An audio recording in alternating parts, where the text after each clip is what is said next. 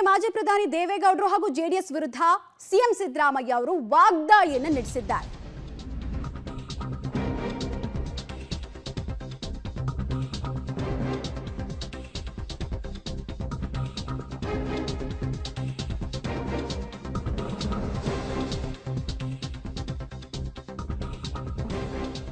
ಚುನಾವಣೆಯಲ್ಲಿ ದೇವೇಗೌಡರ ಪರಿವಾರ ಸೋಲಲಿದೆ ಅನ್ನುವಂತಹ ಭವಿಷ್ಯವನ್ನ ನುಡಿತಾ ಇದ್ದಾರೆ.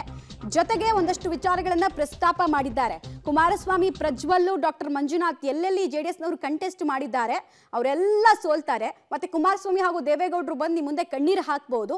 ಅವರ ಕಣ್ಣೀರಿಗೆ ನೀವು ಕರುಗಬೇಡಿ, ಮರುಗಬೇಡಿ ಅಂತ ಹೇಳಿದ್ದಾರೆ. ಮೈಸೂರಿನಲ್ಲಿ ಸಿಎಂ ಸಿದ್ದರಾಮಯ್ಯ ಅವರು ಟಾರ್ಗೆಟ್ ಜೆಡಿಎಸ್ ಅನ್ನೋದನ್ನ ಮುಂದುವರಿಸ್ತಾ ಇದ್ದಾರೆ. ಬಿಜೆಪಿ ಜೊತೆಯಲ್ಲಿ ಅನೈತಿಕವಾದಂಥ ಸಂಬಂಧ ಬೆಳೆಸ್ಕೊಂಡಿದ್ದಾರೆ. ನನಗನ್ಸುತ್ತೆ, ನನಗೆ ಇರೋ ಇನ್ಫಾರ್ಮೇಶನ್ ಪ್ರಕಾರ ಅವ್ರ ಕುಟುಂಬದವರು ಈ ಸರಿ ಯಾರು ಗೆಲ್ಲಲ್ಲ. ಮಂಜುನಾಥ್ ಗೆಲ್ಲಲ್ಲ, ಮಂಡ್ಯದಲ್ಲಿ ಕುಮಾರಸ್ವಾಮಿನೂ ಗೆಲ್ಲಲ್ಲ, ಆಮೇಲೆ ಹಾಸನದಲ್ಲಿ ಪ್ರಜ್ವಲ್ ರೇವಣ್ಣನೂ ಗೆಲ್ಲಲ್ಲ, ಆಮೇಲೆ ಬೆಂಗಳೂರು ಗ್ರಾಮಾಂತರದಲ್ಲಿ ಅವ್ರ ಅಳಿನ ನಿಲ್ಲಿಸ್ಬಿಟ್ಟಿದ್ದಾರೆ. ಬಿಜೆಪಿಯಿಂದ, JDS ಇಂದ ನಿಂತಿಲ್ಲ, ಬಿಜೆಪಿಯಿಂದ. ಅವ್ರ ಅಳಿಯ ಅವರು ಡಾಕ್ಟರ್ ಆಗಿದ್ದವರು. ಪಾಪ ಆ ಡಾಕ್ಟರ್ ಆಗಿದ್ದವ್ರನ್ನ ಕರ್ಕೊಂಡು ಹೋಗಿ ಬಿಜೆಪಿಗೆ ತಳ್ಳಿಬಿಟ್ಟವ್ರೆ.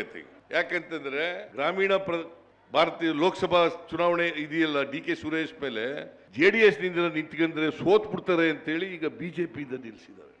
ಅಲ್ಲೂ ಅವರು ಸೋಲ್ತಾರೆ, ಕೋಲಾರದಲ್ಲೂ ಸೋಲ್ತಾರೆ. ಎಲ್ಲಿ ಗೆಲ್ತಾರೆ ಹೇಳಿ ನೋಡ.